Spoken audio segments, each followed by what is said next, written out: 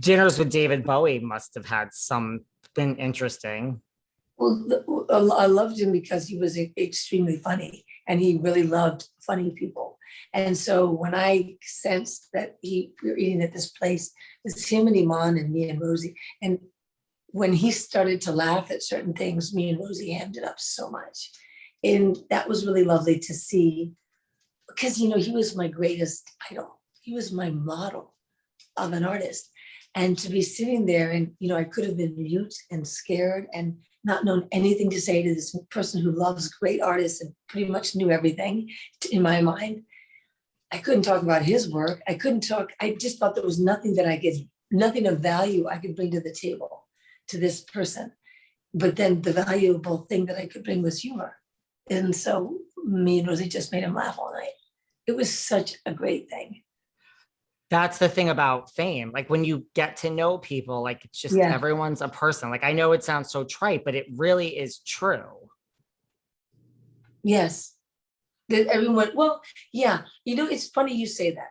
I don't think everyone is just a person. And the only reason is a gut reaction I'm having.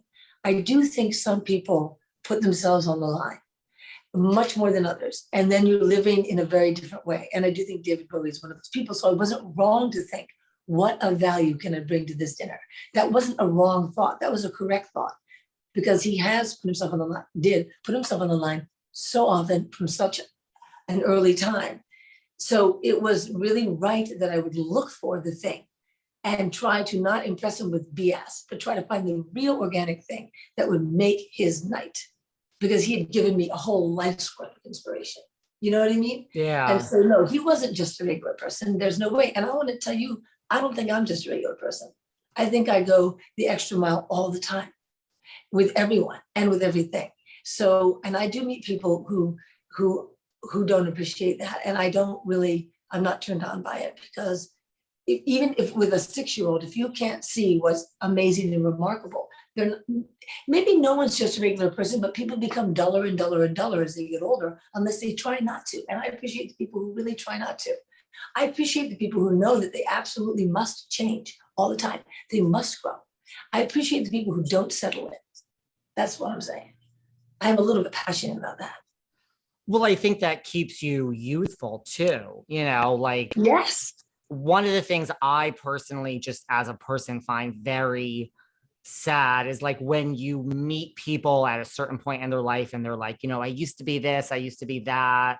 And you're like, oh, this is just me. I would never want to be that. Like I was that and now I'm this. You know what I mean? Like you're at different highs and lows like your whole life. But you know, like the type of person that says, well, like, I was so great when I did all this like 20 years ago. You're like, you're still great. Like what, you know, it's just, that just always turns me off. This is me.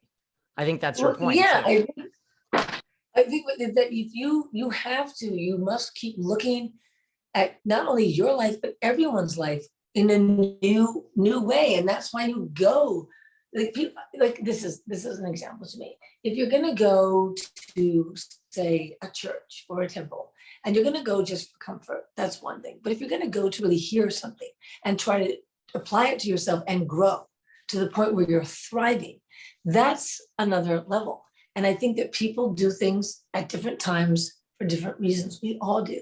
But I'm attracted to people who really want to thrive on the highest level.